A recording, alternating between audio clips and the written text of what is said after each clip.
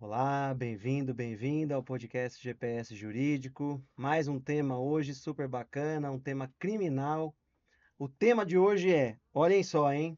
Feminicídio em debate, justiça ou excesso?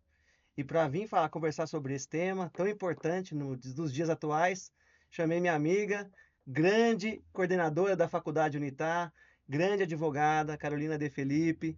A gente se conhece há muito tempo já, né? Damos aula juntos há muito tempo, então é uma companheira que eu me sinto muito à vontade aqui de conversar e super especialista para falar disso. Prazer, Carol, te receber. Muito prazer, César. É uma honra estar aqui com você. Exatamente, nós dividimos a docência há tantos anos, né? Somos amigos há tantos anos. Sim, E agora é uma honra poder falar desse assunto tão importante e tão relevante aí para a sociedade. sim. Carol, então vamos misturar aqui já um pouco do constitucional que protege a vida, dignidade da pessoa humana, a isonomia, homens e mulheres têm que ser tratados igualmente. E aí vem a ideia do femicídio. Femicídio, para quem não sabe, é matar a mulher. Matar alguém, né? O homicídio, matar alguém. Quando eu mato a mulher, chamam doutrina de femicídio, é isso. É isso. E aí agora surgiu, agora não, já há um tempo, surgiu o feminicídio, que agora teve uma alteração legislativa que a gente tem o prazer aqui de te ouvir sobre isso. Qual a diferença então? Primeira pergunta é essa. Qual a diferença entre femicídio e feminicídio, Carol? Então, é uma questão bem importante para a gente começar nosso assunto, por quê, né? Porque justamente essa mudança na lei, que a lei 14.994, né, agora de 2024, trouxe essa mudança, justamente foi para tratar e dar uma ênfase maior para o feminicídio. Uhum, Por quê? Porque não basta que se mate uma mulher, né? É, o crime acontece se você matar uma mulher por ela ser mulher, uhum. pelo fato dela ser mulher. Isso é feminicídio. Então, se há, por exemplo, um acidente de carro, um motorista dirige bêbado, e nesse acidente ele atropela, ele mata dois homens e duas mulheres, nós não tivemos aí um feminicídio, Uhum, né? Nós tivemos simplesmente a morte de dois homens e duas mulheres, que duas mulheres a gente pode tratar de femicídio, uhum. por ser do sexo feminino, Que é o homicídio normal, que é um 121 do Código homicídio, Penal. exatamente, previsto lá no artigo 121, um homicídio como outro qualquer. Agora, se a mulher é morta pelo fato dela ser mulher, pela sua condição do sexo feminino, ou seja, nós envolvemos aí a questão da violência doméstica e a questão de subjugar a mulher, de humilhar a mulher, de colocar a mulher numa situação inferior. Uhum. Neste caso, nós temos caracterizado, então, o crime de feminicídio, né? Ah, perfeito. Ô, Carol, mas assim, e se for uma mulher trans? Também se submete a isso ou não? Hoje, é, em relação à mudança da lei a um novo crime, Isso. claro, é muito recente, nós não temos decisões nesse sentido. Mas é importante a gente dizer o seguinte: a figura do feminicídio ela já existe há algum tempo, só que ela existia como uma qualificadora do Isso. homicídio. Então, o feminicídio era uma forma de homicídio qualificado. E aí, o entendimento é que uma mulher trans deve ter a mesma proteção, né? No sentido de que a ideia da lei é proteger o vulnerável, Uhum. é proteger a vulnerabilidade da mulher nessa situação desse crime que envolve até questões de ódio, Sim, né? De violência doméstica e de ódio. Então, a mulher trans se encaixa também nesta definição perfeito. já entrava na questão da qualificadora do homicídio e provavelmente, claro, vai entrar agora na questão desse novo crime de feminicídio. Qualificadora, você diz, para quem não sabe muito bem, é Hum. homicídio com a pena básica com uma pena maior, em Exatamente. razão de ser praticado com violência de gênero. Exatamente. Então, antes da mudança da lei, Isso. nós tínhamos um homicídio simples, tinha uma pena prevista de 6 a 20 anos. Uhum. Se ele fosse qualificado, e nesse caso qualificado pela razão do gênero, a pena passaria então para de 20 a 30, de 12, desculpe-me, de 12 a 30 anos. De 12 a 30 anos. E agora, com Agora, feminicídio, então, com o advento da Lei 14.994, feminicídio se destaca do crime de homicídio, sai do crime de homicídio e ganha status de crime autônomo, vira um crime próprio, né? Isso dá mais importância para ele. Isso dá mais importância para ele. É um crime sozinho, com suas próprias características, com suas próprias regras. E tem uma questão importante, né, César, que a gente precisa falar, que é o seguinte. Nós tínhamos 4 crimes contra a vida, Isso. que eram o homicídio, a participação em suicídio, Uhum. o infanticídio e o aborto. Isso. E é importante destacar isso, por quê? Porque esses são os únicos crimes que vão a julgamento no tribunal do júri, Isso. né? Se os crimes contra a vida são cometidos de forma dolosa, eles têm julgamento no tribunal do júri. O júri popular, né? No Como o povo júri gosta de falar. Exatamente, no júri que a gente vê nos filmes, isso. né? É importante dizer isso porque muitas vezes as pessoas estão acostumadas com as regras norte-americanas e lá muitos assuntos vão a júri popular, muitos assuntos do direito. Aqui no Brasil, não. Aqui no Brasil só vai a júri popular o julgamento dos crimes dolosos contra a vida. Ou seja, só ia julgamento a júri esses 4 crimes. Agora tem mais um. Agora tem mais um. Ah, que legal. Então, agora, o capítulo dos crimes contra a vida ganha mais um crime. Então, agora nós temos 5 crimes contra a vida, né? Porque o feminicídio entra aí, né, completando aí o capítulo dos crimes contra a vida. Muito interessante. Ô, Carol, e assim, para praticar esse crime, só o homem pratica? Quem pode praticar esse crime? Não, trata-se, aí a gente também vai ter que voltar à origem do crime, né? O crime fala em violência doméstica ou situação de humilhação em relação à mulher.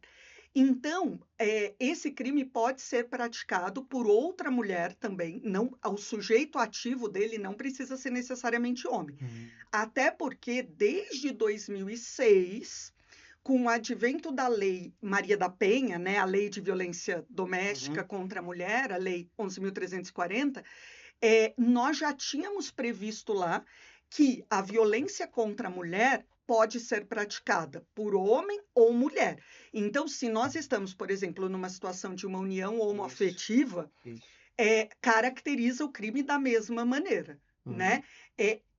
O crime diz muito mais respeito ao sujeito passivo, que tem que ser a mulher na sua condição de mulher, do que ao sujeito ativo. Entendi. E eu tenho que ter a intenção de praticar esse crime violando a condição de mulher? Tem que ser provado o dolo, que eles chamam de dolo, ou não precisa? Não, precisa. Porque isso é importante para diferenciar, né? O homicídio... Isso, exatamente. E o parágrafo 1º do próprio... Porque agora o feminicídio, ele está previsto, né, está capitulado no artigo 121A. Então, como é preciso inserir o crime no código, ali, eles né? dão um jeito e vão criando, né? Então, é o crime do artigo 121A. E no parágrafo 1º do artigo 121A, o legislador deixa claro, né? Considera-se razões da condição do sexo feminino quando o crime envolve violência doméstica e familiar e menosprezo ou discriminação à condição de mulher.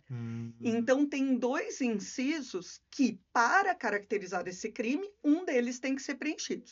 Ou a mulher está numa situação de violência doméstica e familiar, ou houve ali uma situação clara, provada, de menosprezo ou discriminação. Entendi. E César, isso é muito importante, né? Essa prova é muito importante, porque, em primeiro lugar, nós tivemos uma mudança considerável em relação à pena. Isso. Então, o homicídio qualificado, que tinha uma pena de 12 a 30 anos, o feminicídio agora tem uma pena de 20 a 40 anos. Nossa. Então, agora, hoje, o feminicídio é o crime de maior pena no Código Penal. Olha. Até ele, o crime de maior pena no Código Penal era o latrocínio, né? Que é o roubo com resultado morte. Mas agora... Que nem é pro júri, né? Que nem vai para o júri. Não é um crime contra a vida, é um crime contra o patrimônio, né? Uma espécie de roubo. Mas agora, o feminicídio passa a ter esta maior pena. E eu queria até aproveitar, né, para comentar que algumas pessoas, quando saiu a lei, perguntaram: não, mas que adianta ter uma pena até 40 anos se as pessoas só podem ficar presas até 30? Não, a lei mudou, né? Então, desde o pacote Importante isso. anticrime que foi feito lá 24 de dezembro de 2019, né, para nenhum criminalista passar o Natal em paz, desde o pacote anticrime, hoje, qualquer pessoa no Brasil pode ficar presa ininterruptamente até 40 anos. E por isso que a pena do feminicídio foi, então, para 40 anos. Foi o máximo que uma pessoa É o pode ficar máximo. presa. Presa ininterruptamente, né? Sim. E, Carol, assim, uma dica para os advogados júnior ou para os advogados que estão chegando na área criminal agora, que a gente falou isso no podcast passado também, desclassificar também talvez seja uma boa estratégia, né? Agora, Sim, com certeza. desclassificar do violência de gênero para o comum. Com certeza Às vezes você absoluta. não consegue absolver, mas desclassificar já é uma vitória. Agora isso vai virar uma tese de defesa, né? Isso.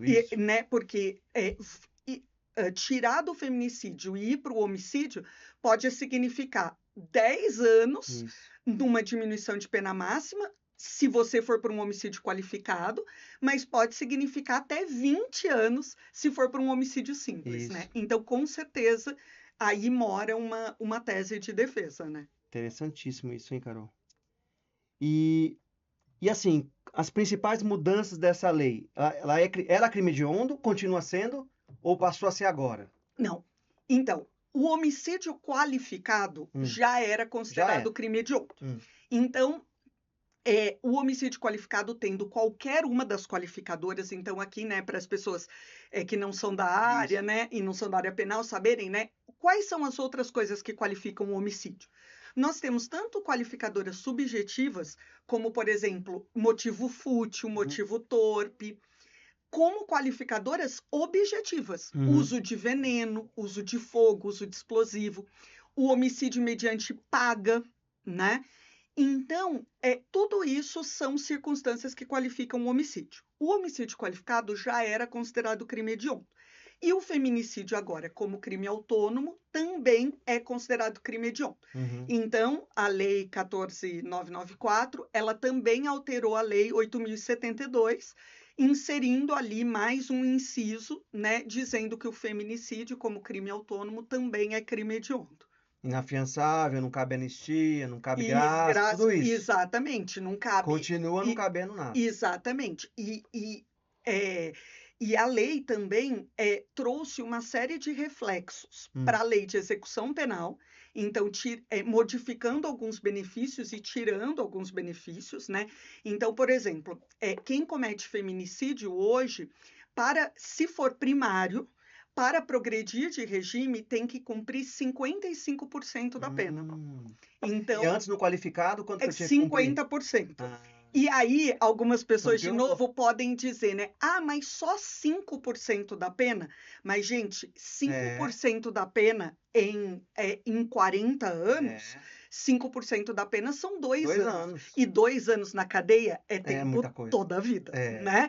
Então, qualquer acréscimo de cumprimento de pena já traz aí uma consequência. E fica vedado o livramento condicional. E antes podia. E para os crimes hediondos, nesse sentido de homicídio qualificado, não. Mas também continua igual. Mas não há possibilidade do livramento condicional. E em relação à visita, essas coisas, isso mudou alguma coisa? Mudou. Aí, em relação à execução da pena, nós temos alguns pontos importantes também, que é o seguinte: quem comete feminicídio, é condenado por feminicídio, não pode pedir, nem ter o direito, claro, de visitas íntimas. Então, agora, se a pessoa, porque antes a pessoa cometia um feminicídio, se ela pedisse depois para cadastrar uma nova companheira para visitas íntimas, não havia qualquer tipo de... Podia ter acesso a isso. Não tinha nada que proibisse. Mas agora a lei de execução penal é expressa.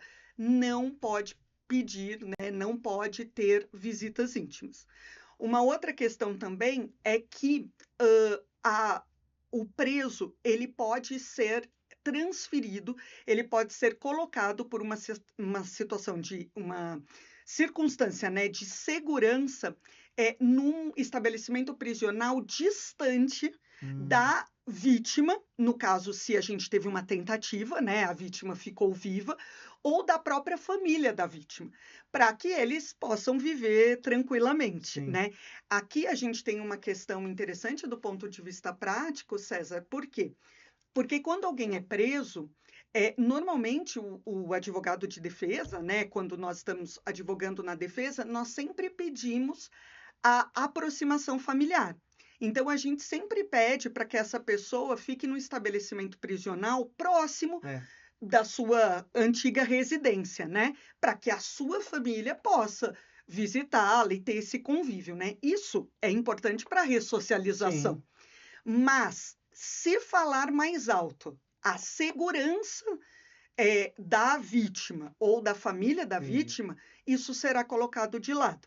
A gente entra aqui numa questão, né, que a gente discute sempre no direito constitucional também, né? Delicado. Se nós temos dois direitos em conflito, um vai ser prejudicado para que o outro prevaleça, né? A colisão de direitos fundamentais. Exato. E esse é um caso em que nós teremos essa distância se for necessário, né? Entendi. Ô, Carol, mas você acha que o legislador andou bem fazendo essa alteração? Ele agiu com proporcionalidade? Porque o Supremo, nas ações de constitucionalidade lá, quando chega no Supremo, analisa muito essa questão da proporcionalidade. Se foi razoável o legislador em fazer isso, se ele exagerou na dose, que é o título do nosso podcast, Justiça ou Excesso? Foi excessivo, no seu ponto de vista? O autor do crime, o criminoso, ele tem algum tratamento? Porque assim, a gente está olhando muito para a vítima, mas eu sei que é difícil. Isso. Mas e o autor do crime? Porque senão a gente não consegue mudar a sociedade. Isso. Olha, César, nós temos discutido muito, né, nas discussões aí penais o seguinte: ninguém aqui, ninguém duvida que o feminicídio é um crime gravíssimo. Que nós tivemos um aumento de feminicídios, principalmente depois da pandemia, né? Por uma relação da convivência doméstica, aproximou mais. Todos os crimes de violência doméstica, muitas vezes, têm uma ligação com as questões financeiras, né? Dentro de casa, é um fator que pesa, né? Então, a pandemia acabou agravando essa situação. Agora, dizer que houve uma proporcionalidade para nós, né, e assim, para mim, que sou advogada criminalista há 22 anos, eu digo para você... Estuda, né, o direito penal continuamente. O direito penal, exatamente. Estamos ali na sala de aula, né, o tempo todo. A gente entende, né, eu entendo que fugiu um pouco da proporcionalidade. Por quê? Olhando para a natureza desse crime. Porque o feminicida, em regra, pode chocar um pouco dizer isso, mas assim, entendam isso como uma análise criminológica, né? Ele provavelmente não vai matar mais ninguém. Ele tinha um alvo específico, porque ele carrega isso, porque existe uma história atrás disso. Ele é muito diferente de um serial killer, né? Ele é muito diferente de um maníaco. Necessariamente, ele não dá para a gente diagnosticar, dizer todo feminicida é sociopata ou psicopata, não é isso. Mas de um psicopata, por exemplo, que vai cometer crimes em série. E esse sujeito que não tem qualquer empatia pelo outro, que vai cometer crimes em série, hoje tem um tratamento mais benéfico. Né? Então, o maníaco do Parque da Vida, por exemplo. Exato. Teria hoje, comparativamente, uma pena menor. Um maníaco do parque, um Chico Picadinho, né? Para falar assim, desses criminosos conhecidos que mataram pessoas repetidamente, né? Então, teoricamente, um que mata a esposa é mais violento do que o maníaco do parque, por exemplo, para o Código Penal. Para o Código Penal hoje. Entendeu? Então, isso é muito complicado. Porque a gente está olhando para um problema real, que é o feminicídio, que merece, sim, um cuidado, é um problema que merece olhos atentos, mas, por outro lado, quando a gente faz essas mudanças sem olhar para o todo, a gente pode acabar cometendo algumas aberrações, né? Tem um problema de política pública envolvido aí também, né? Desse Ex cuidado dessa família, porque a Constituição manda que o Estado cuide das famílias, da sociedade, do núcleo familiar. Isso não está tendo esse E cuidado, não né? está Esse tendo olhar atento. exatamente. E aí a gente entra até, né, César, numa discussão que é o seguinte, por exemplo, uma outra mudança em relação à lei de execução penal foi que o sujeito condenado por feminicídio, se em algum momento da execução ele tiver direito a algum benefício, Hum, se ele tiver direito a quando ele tiver direito a uma progressão de regime, ou se ele tiver direito a uma saída temporária, a lei diz que ele tem que ser monitorado eletronicamente. hum. Ele tem que receber tornozeleira eletrônica. Qual que é a Mas, finalidade disso? então, para poder saber onde ele está, para saber se ele vai voltar, para Ah, saber se ele não se aproxima da vítima, ok, na teoria é lindo. Só que hoje a gente não consegue pôr tornozeleira eletrônica, monitoramento eletrônico, na mínima entendi. proporção das pessoas que a lei manda, porque o Estado não tem dinheiro para isso. E aí acrescenta-se mais esse caso. Então, assim, a lei, tudo bem, manda, mas e na prática vai de fato acontecer, né? É porque todos que estão passando por aqui, Carol, de todas as áreas, eles falam que a tendência, o ideal seria prevenir. E aqui também a gente está vendo repressão ao invés de prevenção. Tá indo, parece que na contramão do que eu estou vindo aqui do pessoal. Você Exatamente. também enxerga assim? Eu enxergo assim, sabe, César, e eu falo muito, né, nas palestras, em sala de aula, eu falo muito que o direito penal é um perigo na mão de tudo que se torna, assim, da ideia de uma falsa segurança. Uhum. Então, eu acho que é um momento para a gente também trazer aqui para reflexão o seguinte: o nosso Código Penal é de 1940, né? Isso. O nosso Código Penal é um senhorzinho, né? É um idoso. E o nosso Código Penal de 1940, ele, desde 1940 até hoje, né, nós tivemos a inserção de mais de 90 condutas criminosas no Código Penal. Então, as leis foram sendo criadas e nós tivemos a inserção de mais de 90 crimes. E a pergunta que eu faço é: a criminalidade diminuiu? Não, parece A, que não. a Só segurança aumentou. aumentou? Não. Então, a gente precisa parar um pouco para refletir que o direito penal não é a melhor solução para problemas de política pública. É. O direito penal, ele tem o seu papel na sociedade. Eu não sou, de jeito nenhum, por um direito penal mínimo, né? Uhum. Eu acho que as pessoas, a pena tem a sua função retributiva, a sua função Isso. pedagógica, né? E deveria ter a função de É. ressocialização, né? Mas o direito penal não é solução imediata e nem a solução ideal para problemas complexos da sociedade. E essa é uma mudança de lei que mostra muito isso Hum. para nós. Por quê? Porque o legislador vai lá, ele cria um crime novo, ele aumenta a pena, É. ele traz uma série de consequências para isso, e aí ele diz: olha, agora feminicídio é mais Meu grave. papel tá O feito. meu papel está feito. É. Mas a minha pergunta é: será mesmo que isso traz, de fato, alguma segurança a mais na prática para a mulher que vive uma situação de violência ou que vive com medo, vive ameaçada? É. Né? Porque será que o sujeito vai pensar: ah, não, agora a pena é 40 anos, eu não vou mais Vou matar, segurar a mão aqui. Não né? dá, né? Não, não, Talvez não seja isso. não é isso que os É. números mostram. É. Então, agora, tem uma questão, César, que na mudança da lei, que eu acho que isso tem um efeito prático interessante. Então, não só criticar a lei, mas elogiar este ponto especificamente, que é a questão dos efeitos da condenação. Então, nós tivemos uma mudança na questão dos efeitos da condenação em relação ao crime de feminicídio, que todo crime, quando o sujeito é condenado com trânsito em julgado, ou seja, né, daquela condenação não cabe mais nenhum recurso. Aquela condenação é definitiva. Acabou de vez. Acabou de vez. É.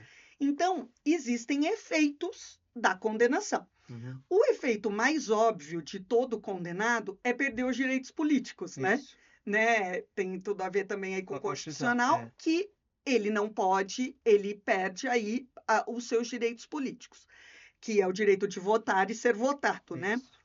Mas existem outros efeitos da condenação. E agora, com essa mudança da lei, essa lei nova trouxe 3 efeitos que são bem relevantes. Então, Automaticamente, mesmo que o juiz não escreva na sentença. Isso é muito importante. Automaticamente. Passam a ser efeitos automáticos da condenação. Então, isso é muito importante porque está lá, a gente já sabe que vai ter, não precisa discutir. Quando o cliente aparecer, você já vai falar, se for condenado, vai acontecer isso. Vai acontecer isso. O efeito existe. Então, assim, o primeiro efeito é a perda de cargo público, e eu digo cargo público aqui em sentido amplo, né? Cargo, emprego público, né? Se ele for servidor, perdeu. Se ele for servidor e receber uma pena maior do que 4 anos. Então, ele recebendo uma pena maior do que 4 anos, ele perde o seu cargo. Então, olha, este efeito... Devastador. Isso. É um efeito muito importante, é um efeito que aí eu acho que nós temos uma consequência prática interessante para a sociedade. Porque o que acontecia muitas vezes? O sujeito funcionário público, alguns muitas vezes ligados à segurança pública, né? Cometiam um crime de feminicídio, ali, vive ali com facilidade a arma, né? E aí ele cometia um crime de feminicídio e os processos muitas vezes demoram, um processo aí às vezes acaba se arrastando por 10 anos, e esse sujeito continuava ali, né, assim, no seu cargo público, recebendo dos cofres públicos, normalmente recebendo a sua boa remuneração, tendo estabilidade. Então, esta condenação, né, e o pior, né, muitas vezes esse sujeito, ele acabava com a vida da mulher, destruía uma família inteira, porque acaba com a vida dos filhos, acaba com a vida da família da mulher, e ele muitas vezes continuava levando a sua vida. Normalmente. Então, este efeito de condenação é muito interessante. Um outro efeito na mesma esteira é que o sujeito não pode tomar posse para nenhum cargo, nenhum pleito público. Então, se passou no concurso, foi eleito, qualquer coisa, não vai tomar posse mais. Então, perdeu também. De qualquer maneira. Se não tomar posse, perde. Exatamente. Então, do mesmo jeito que a lei tira de quem já tem, ela impede quem gostaria de ter.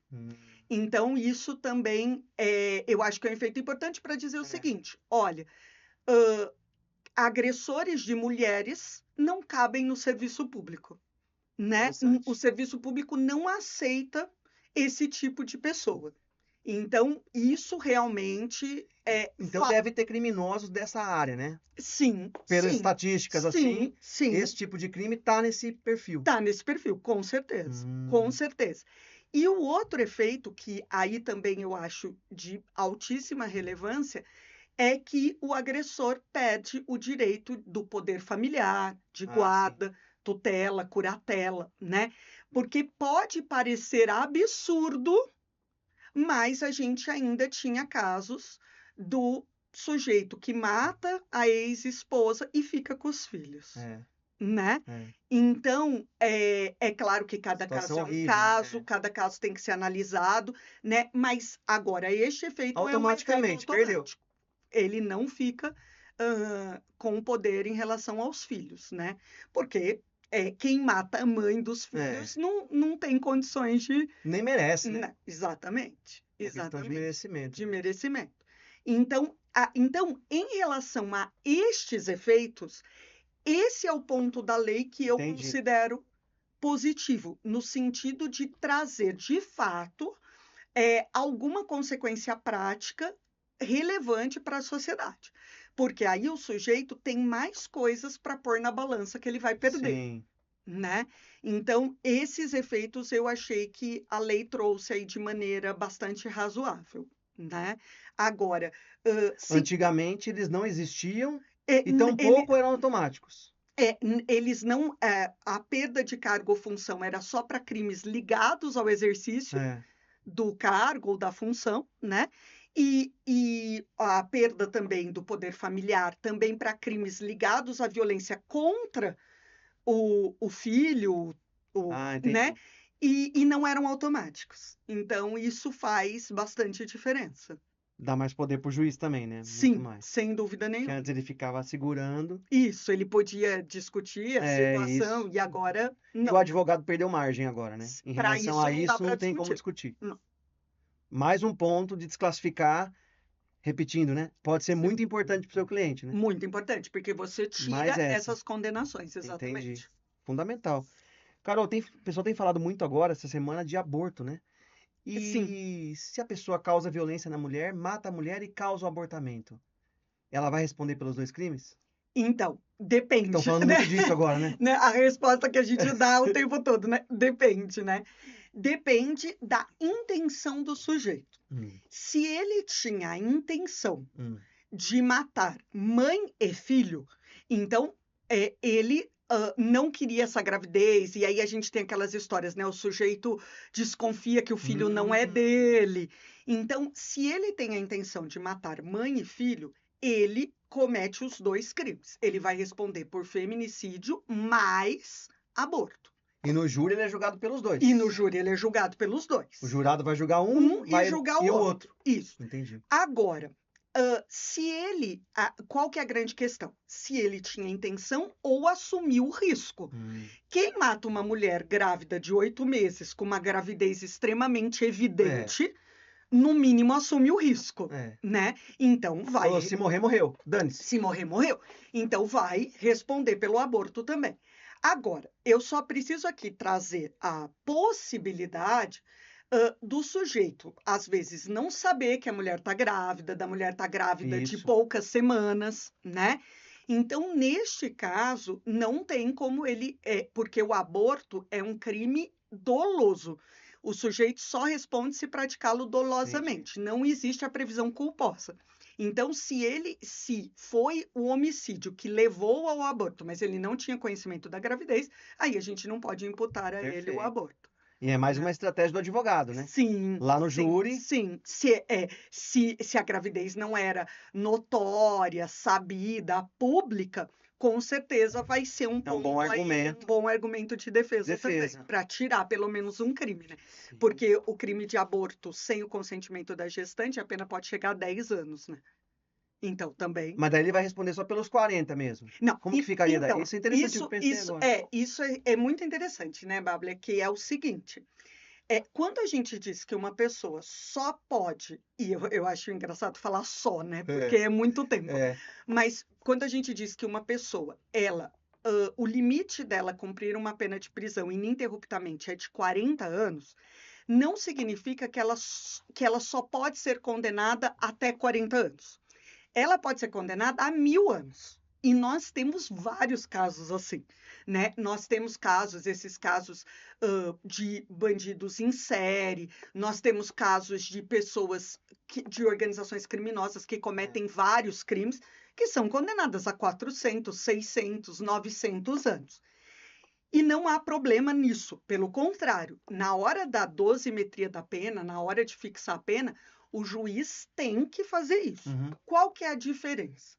A diferença é em relação aos benefícios. Então, do que nós estamos falando? Uma pessoa condenada a 40 anos progride no feminicídio com 55% de cumprimento da pena. Ou seja, vai progredir em 22 anos. Cumpre 22 e progride. 22 presos, sem 22 choro. Em regime fechado para ir para o semiaberto.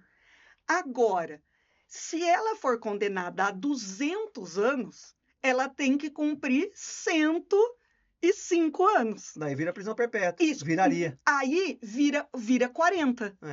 Entendi. Entendeu?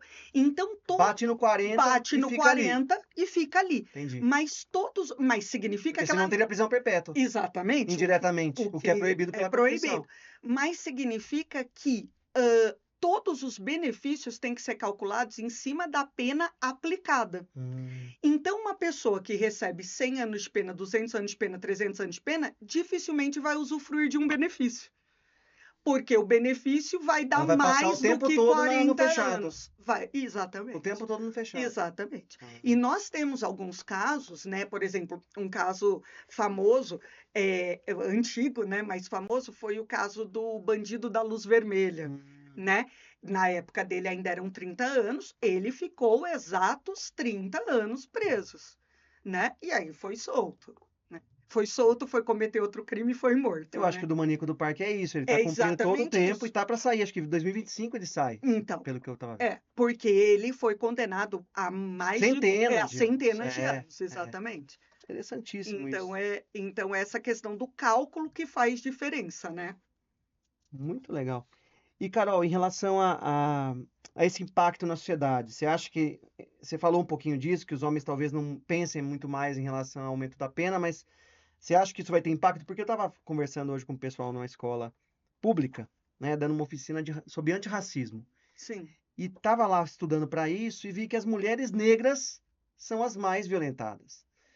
E assim, isso que a gente está conversando, talvez esclarecidos, homens esclarecidos vão talvez evitar ou não, mas esse foco das mulheres negras, que é a sociedade brasileira Sim.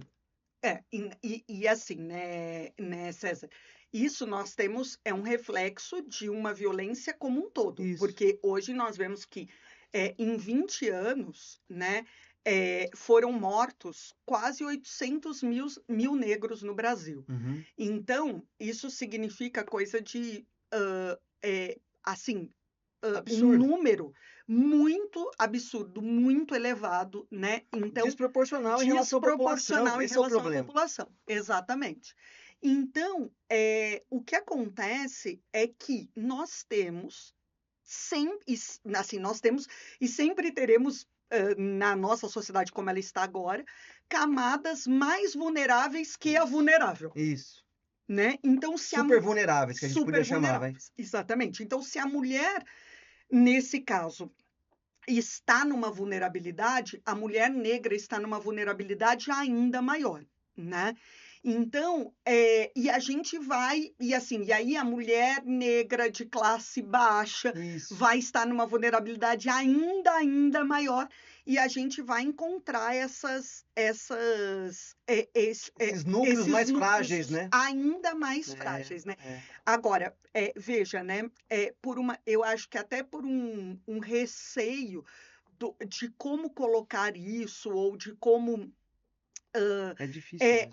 de como colocar isso no papel, Implementar, né? implementar, isso não é uma causa de aumento de pena Isso que em relação ao feminicídio. poderia ser, né? Poderia Seria ser. louvável se fizesse uma... E não é. E eu digo para vocês o seguinte, que o legislador ele tratou de 7 causas de aumento de pena para esse crime novo, para o feminicídio. Ele quis ali colocar as situações mais relevantes, mas ele peca, né? A gente percebe ali uma falha legislativa. Por quê? Veja, o que ele colocou como causa de aumento de pena, né? Se o crime é praticado contra a gestante, e aí ele fez uma linha bem grande contra a gestante, desde o início da gestação até 3 meses após o parto. Então, ele colocou a figura da gestante e da mulher em estado puerperal, né? Assim, uma proteção também ao puerpério, né? Olhando para essa fragilidade, Isso. né? Aí ele coloca, dentro da mesma causa, né? Mas falando ainda da questão da mãe. Se a vítima é mãe de criança, de adolescente ou de pessoas com deficiência de qualquer idade. Então, essa primeira causa de aumento vai tratar, então, muita gente, hein? Da mãe. Vai tratar da mãe. Nossa. Estando ela grávida, tendo acabado de parir, ou sendo mãe de criança e adolescente, ou de pessoa com deficiência de qualquer idade tem a causa de aumento. Aí ele colocou uma causa de aumento específica em relação à idade, né? Se a vítima é menor de 14 anos ou maior de 60. Então, essa já era uma causa de aumento de pena do homicídio. Que continua sendo. Que continua Lá do sendo. homicídio normal. Isso. Então, uma vítima menor, e aí aqui também, né, gente, é importante dizer que feminicídio não é só contra a mulher adulta, né? Pode acontecer um feminicídio Super contra importante. uma adolescente, contra uma criança, contra uma menina que está ali vivendo uma situação, lembrando que a Lei Maria da Penha, ela vem para proteger todas as mulheres, Isso. não importa a idade. E o O seu feminicídio... padrasto e a Isso, e a enteada, isso, o pai, a filha, né? Então, o feminicídio replica isso. Então, se a vítima for menor de 14 anos, tem essa causa de aumento de pena. Maior de 60, também mesma coisa. E também, aí, o feminicídio traz a figura, se a vítima for uma vítima com deficiência, e aí uma inovação legislativa ou portadora de doenças degenerativas que acarretem condição limitante ou vulnerabilidade física ou mental. Olha. Então, essa questão da doença degenerativa não aparecia ainda, mas a gente entende que hoje essa proteção, esse cuidado, principalmente com tantas idosas com Alzheimer, com demência, com Parkinson, né? Com essas doenças que normalmente acometem mais pessoas idosas, mas que as tornam mais vulneráveis. Isso. Né?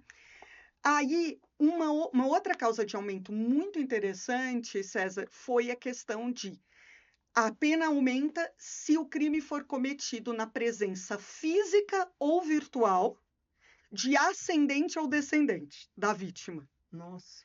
Então, por que isso é interessante? Porque muitos crimes de feminicídio são cometidos na frente dos filhos, né? Isso.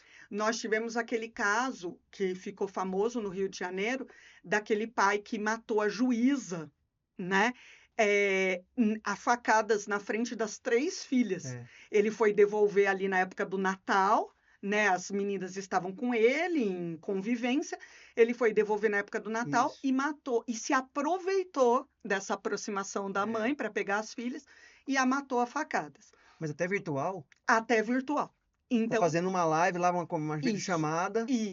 Isso, no telefone. Exato.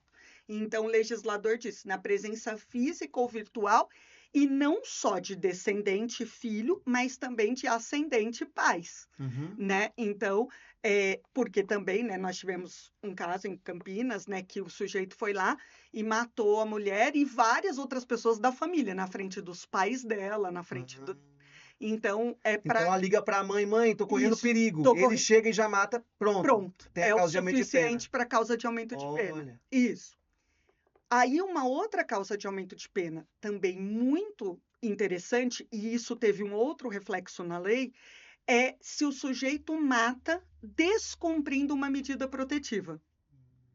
Então, essa mulher já se via numa situação de violência, essa mulher vítima já tinha pedido uma medida protetiva de urgência e esse sujeito, descumprindo essa medida protetiva, mata. Né? Aqui, é uma prova cabal da falha do Estado. Né? Porque se a mulher tem uma medida protetiva, nós estamos dizendo que o Estado deveria estar protegendo, cuidando. Né? Mas não é o que acontece muitas vezes na prática, porque o Estado não tem braço para acompanhar aquela mulher, para estar com aquela mulher o tempo todo. E daí, numa situação dessa, se acontece o feminicídio, é uma causa de aumento de pena. Dificilmente não vai ter causa de aumento, hein, Carol? Então, sim, assim, tem várias. Mas eu vou te falar uma que não foi prevista e a gente tem a crítica aí, né? Que é a seguinte. Aí, o artigo 121A importou 3 causas que são qualificadoras do homicídio. Então, se o crime for cometido com emprego de veneno, fogo explosivo, asfixia, tortura ou outro meio insidioso ou cruel, ou que possa resultar em perigo comum. Então, Esse já é antigo, do isso homicídio. era uma qualificadora do homicídio, vira uma causa de aumento do feminicídio. Aí também, a traição emboscada mediante dissimulação ou outro recurso que dificulte ou torne impossível a defesa do ofendido. Então, também, essa é uma situação muito comum, né? O homem ali dissimula, né? Ele traz ali uma situação de emboscada para pegar essa mulher, né? Sim. E uma outra muito interessante é com emprego de arma de fogo de uso restrito ou proibido. Então, aqui eu chamo atenção porque só é causa de aumento de pena, e aí aqui já tem alguns questionamentos. Entendi. Só é causa de aumento de pena se a arma de fogo for de uso restrito ou proibido. Então, se o sujeito tem uma arma de fogo permitida, regularizada, não tem a causa de aumento de pena. E aí, se eu estou falando de um agressor, Entendi. por exemplo, que faz parte da segurança pública, a arma dele é legal. Então, ele responde pelo crime, mas ele não vai ter necessariamente esta causa de aumento de pena. E uso restrito ou proibido lista para a pessoa que atirou. Exatamente. Então, é uma pessoa que trabalha no exército, em alguma instituição que tem acesso a essas Essas armas. armas. Ou ele compra no mercado sim. paralelo, né? Sim. Ele pode adquirir aí uma arma de uso restrito no Sem mercado registro. paralelo, sem registro. Daí ele vai responder por Ele esse vai crime responder também. Isso, é isso. Isso. Aí soma-se ao crime de Mais um crime, posse então. ilegal de arma, né? Entendi. Agora, por exemplo, o que ficou faltando aqui, né, Bárbara, que é uma situação que a gente questiona? A questão da paga ou promessa de recompensa. E o autor intelectual? E o marido que manda matar a esposa? Ele vai responder, claro, por feminicídio, mas ele não tem a causa de ele não tem a causa de aumento de pena, que é uma qualificadora prevista no homicídio e que torna, claro, o autor intelectual um criminoso mais grave, né? Assim, mais grave ou tão grave quanto, afinal de contas, ele planejou aquilo, ele pagou quem para recebeu aquilo. a paga também não tem a Também causa, não né? tem. Nem para o mentor, nem para o executor. E eu digo mais, o executor, numa linha de defesa, eu diria que o executor tem muitas chances de tirar da situação de feminicídio. Isso. Porque o executor, você concorda que ele não tem intenção nenhuma. Ele não tem relação doméstica ou familiar contra a mulher. E ele não tem essa questão da humilhação, da discriminação. Isso. Ele só está executando um serviço. Pelo dinheiro. É um contrato ali. É um contrato, exatamente. Então, essa parte da paga e da promessa de recompensa ficou de fora e vai trazer aí ainda muita discussão para o crime. Interessantíssimo isso, hein? Né? Então, para os advogados aí, para ficarem espertos em relação a esses pontos, né? Porque... Sim. Uma baita estratégia de defesa. E tem, né, criminosos que pagam, né, Carol? Tem um nicho de criminosos que não fazem, né? Eles pagam para fazer. Exatamente. Um grande nicho, né? Exatamente. E principalmente, né, se nós estamos falando aqui de uma condição de poder maior, de poder financeiro, né, de vários status de poder. A pessoa, às vezes, não vai lá fazer com as próprias mãos. Vai sujar a mão. Né? Só que aí, aqui, eu queria entrar num ponto importante da lei, que é o parágrafo 3º, né? O parágrafo 3º do artigo 121, que é a questão da coautoria. Isso. Né? Então, esse é um bom momento, porque é justamente isso que vai acender essa discussão. Por quê? Porque o parágrafo 3º, ele replicou o que nós já tínhamos no artigo 30 do Código Penal, na parte geral, que diz respeito à comunicabilidade das circunstâncias elementares. Então, o que eu quero dizer? Né? Eu quero dizer o seguinte: em regra, para qualquer crime, as circunstâncias de caráter pessoal não se comunicam. Então, se a gente combinar de cometer um crime, né? Eu sou reincidente, você é primário, o fato de ser reincidente é uma agravante. Sim. Mas você não vai responder por essa só sua. agravante. É só minha, Isso. porque é uma circunstância de caráter pessoal, subjetiva, só diz respeito a mim. Uhum. Mas, no artigo 30, e agora no parágrafo 3º, o legislador colocou essa exceção, dizendo assim: as circunstâncias de caráter pessoal não se comunicam, vírgula, salvo se elementares do crime. Ou seja, se a circunstância é elementar do crime, ela vai se comunicar. Então, o fato de matar a mulher na condição de mulher, o homicídio aqui de gênero, o fato do gênero, é uma elementar do crime. Então, o parágrafo 3º diz que quem é coautor ou partícipe neste crime vai responder por feminicídio. Olha. Então, a gente vai Mas tem que saber. discutir. Mas tem que Tem saber. que ter o dolo. Exatamente. Esse é aí que o advogado vai. Você pegou exatamente o ponto. Porque para ter a comunicabilidade, tem que haver o conhecimento da causa. E é aqui que vai morar essa possibilidade de defesa para desclassificação de quem não tem a relação com a mulher. Mensagem do WhatsApp, preciso de um serviço. Tarará, quanto que é? Tarará. Isso. Não sabe que vai. Fulana Nem de sabe tal. que é a mulher dele, às vezes, a ex-mulher. Isso. Se Acabou. é só isso, Uma a baita defesa prova. vai brigar para afastar esse parágrafo 3º, entendeu? E precisava ter o parágrafo 3º, porque o 30 no parte geral já falava isso. Precisa, É parte geral, né? É parte geral. Aplicar toda a parte Valeria, especial. isso. Eles quiseram colocar para Reforçar. dar ênfase, né? Entendi. A essa situação. E, Carol, assim, qual que é a expectativa da aplicação dessa lei? Porque acabou de ser alterada, né? Recente. É recente, Um mês? é um mês, isso, é de Um mês, outubro. é. Isso. Qual que é a expectativa dela? Porque não tem ainda casos, né, dela, Não, muitos casos delas. julgado nenhum. Até porque né? ela é pior, né? Sim, Ela não retroage não para retroage. alcançar os casos antigos. Isso, esse é um ponto importante, porque, né, então assim, aumentou a pena do crime em si, porque virou um crime autor. A pena de ameaça, se for cometida numa situação ligada à violência contra a mulher, vai ser aplicada em dobro. Os crimes contra a honra, a mesma coisa, aplicação da pena em dobro. Olha. Então, ela trouxe esses reflexos para outros crimes também. Mas é muito importante que ela modificou a pena da ameaça, dos crimes contra a honra e da lesão corporal. Interessante. Então, mas é muito importante que a gente saiba que não se aplica a fatos passados. Isso. Só se aplica a qualquer fato ocorrido depois da para nenhum desses crimes que você falou aqui. Para nenhum desses porque crimes. Não retroage. Porque não porque retroage. Pior, se fosse melhor, retroagiria. Exatamente. Mas como ela só traz... Só piorou. Só agravou, ela não retroage.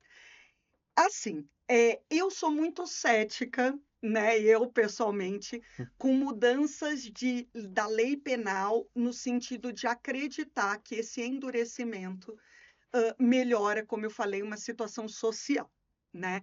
Eu acho que o papel aceita tudo e que muitas vezes esse punitivismo exacerbado nada mais é do que uma resposta demagógica para uma população que acha que criar crimes, aumentar penas, resolve a situação da criminalidade. O que absolutamente os números, os fatos mostram para a gente que isso não é verdade, né? Então, assim, eu acho que pode haver um reflexo interessante no aumento de pena para esses outros crimes menores, né? Podemos dizer assim, na situação de uma proteção maior a essa mulher, vítima de violência doméstica, que é subjugada pelo homem. Então, eu acho que pode haver um reflexo nesse sentido. Agora, em relação ao feminicídio mesmo, dizer assim, os feminicídios vão cair por isso, eu, infelizmente, não acredito. Não acho que essa seja a solução para um problema tão complexo numa sociedade como a nossa. É muito triste isso, né, Carol? A gente tem que falar sobre isso e ver que não vai ter muita repercussão prática. E a gente sabe, né? Você é educadora, você sabe muito bem disso, eu sei que você gosta disso. A solução não está aí, né? Não está aqui. E a solução também não está onde deve estar, né?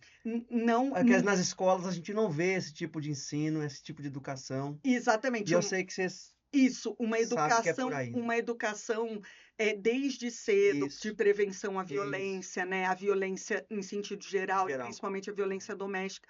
Então, assim, né? Eu gosto muito de dizer, César, que assim a gente precisa urgentemente, né? Tirar da cabeça a ideia de que a gente tem que fazer um direito penal melhor. Isso, A gente tem que fazer algo melhor que o direito penal. Né? perfeito. O direito penal tem que ser colocado no lugar que é dele, como última ratio, né? Uhum. Como a nossa última alternativa. Porque quando a gente busca o direito penal, é porque nós falhamos como família, É. nós falhamos como escola, nós falhamos como igreja, nós falhamos como sociedade. Uhum. E aí a gente vai buscar o direito penal.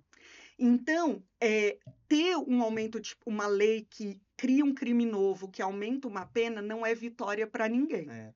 né? No direito penal não tem vencedores, É. né? A gente está sempre diante de uma falha estrutural, de uma falha e Perdemos, todos né? perdemos. Perdemos. Então, assim, eu nunca fico otimista diante de situações como essa. Concordo Nunca. com você, Carol. Carol, foi uma delícia conversar com você sobre esse tema. Eu tenho certeza que o pessoal adorou, Que certeza bom. absoluta. As portas estão sempre abertas para você, você sabe disso, é minha amiga. Sempre que tiver uma novidade penal aqui, as Sim. portas são abertas para você falar sobre isso. O pessoal aprendeu muito, tenho certeza.